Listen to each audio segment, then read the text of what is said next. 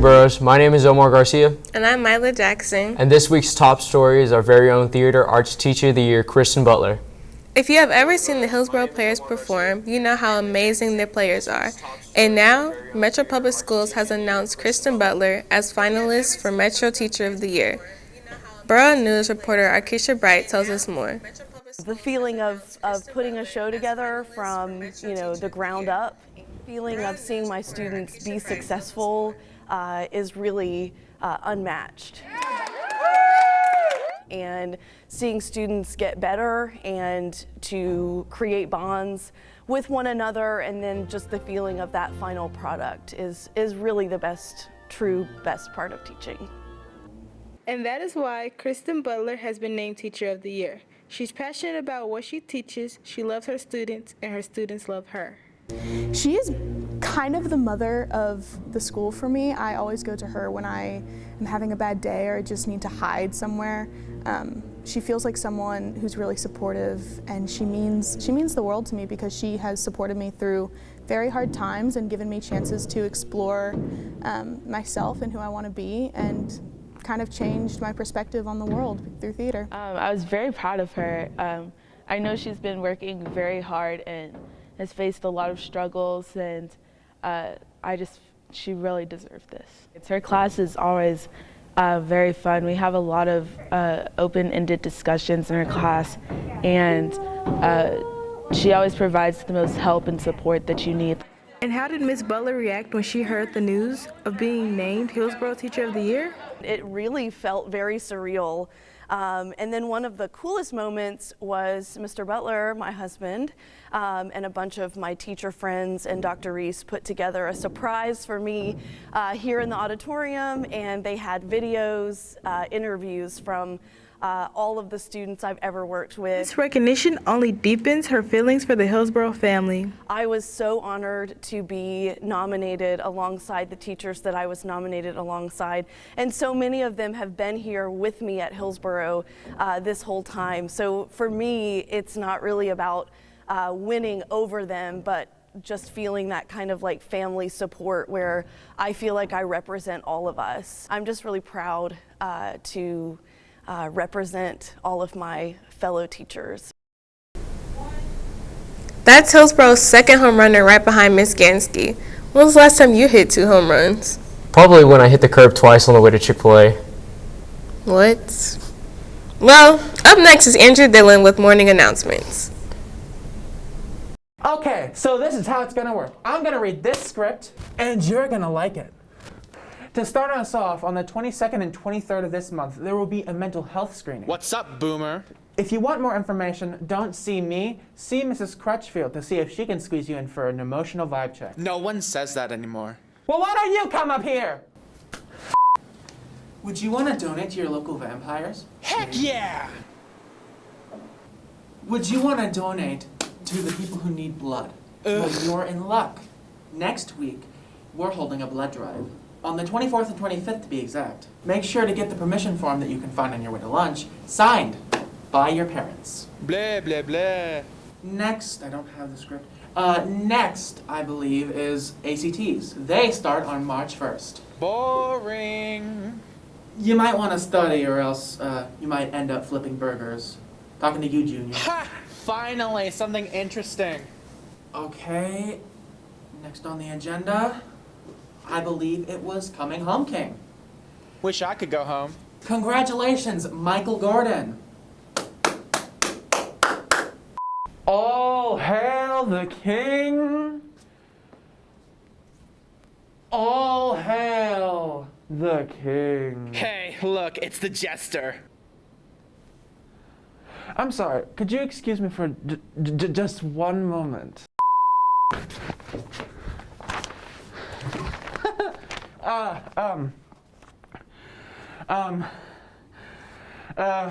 Due to COVID restrictions, That didn't hurt. this year's Black History program has been opened for all to participate in. The acts that are submitted to Miss Gansky will be shown in the finalized program during POT on the 28th. I can sing. I cannot sing. Yeah, I know. I'm not a great vocalist. Yeah, and you're not a comedian either. To be honest, you're kind of cringy. Remember, don't be like this guy. Hey! Be nice. We are the same person. Shut up. And with that, Thanks, that Andrew. is regularly scheduled. That sounds like some planning I have to do for the blood drive. Hopefully I make it, because then I'll finally know what my blood type is. Point is, donate blood. And now it's time for another Black History moment with Mila Jackson. Thanks, Omar.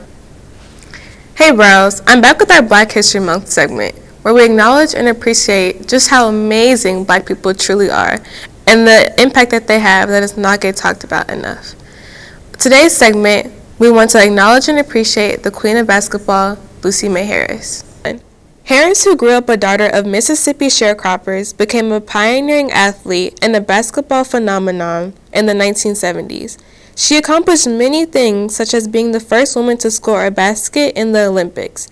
Harris was the first Black woman and first female college player at Delta State University women's basketball team to ever be inducted into the Basketball Hall of Fame in 1992.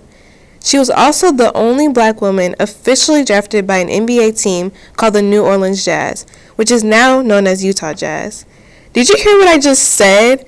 A Black female got drafted by the NBA, a male professional basketball league in the 1970s. That is outstanding. We should forever honor Harris's amazing accomplishments.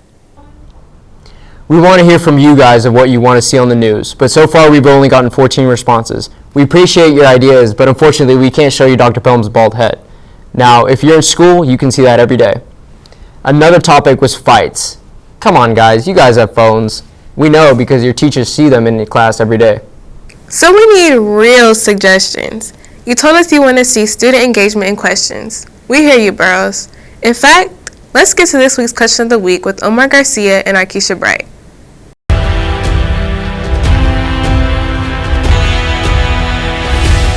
Hi, my name is Omar Garcia, and I'm here with the question of the week, and we're back to see who can survive all of our questions without getting any of them wrong. How many years did Benjamin Franklin serve as a president? Four. No, eight. No, eight. Eight. I just studied that in history. 8. 4. He wasn't president. 0. Yeah, he wasn't Travis said 8. Okay. He wasn't. Wait, no. Benjamin Franklin wasn't even a president. He was never the president. None. What is the closest star in our solar system? The sun. Mars. The North Mercury. The sun.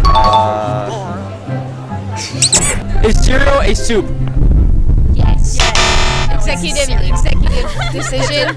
It is because it's liquid and chunky stuff. That's a soup. Yeah, that's true. It's solid food suspended in a liquid. Yeah, it's definitely no. You know, if you didn't write these questions, you would not know the answer to these yourself.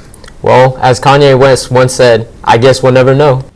Hey, I'm Zia Shimrani, and I'm back with some more Burro sports updates. Let's start off with their coming home game last Friday against Centennial. Their girls team with a record of 17-5, won with the score being 55-7. Here's Tasia Williamson with the amazing layup. And for our boys team, who have a record of 9-9, also won with the score being 57-55. Keep up the great work, bros. We'd like to update you on our Hillsboro swim team.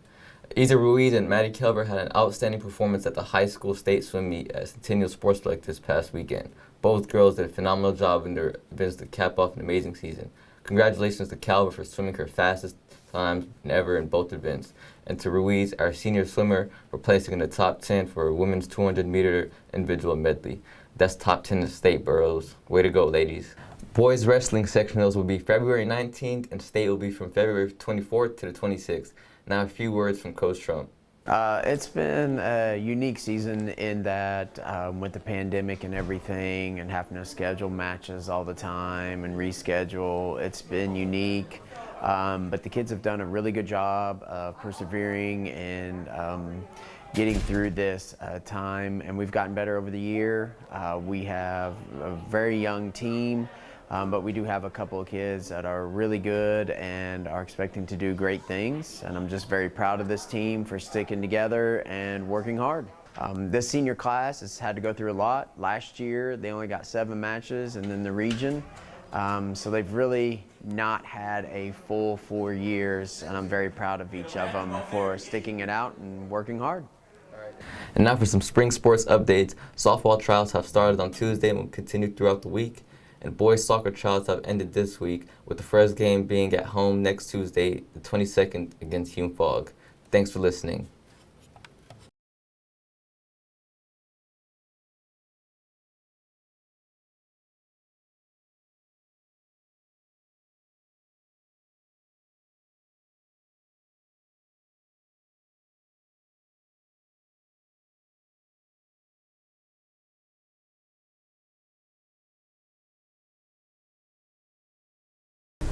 Thank you, Burros, for being our audience. We'll see you next week.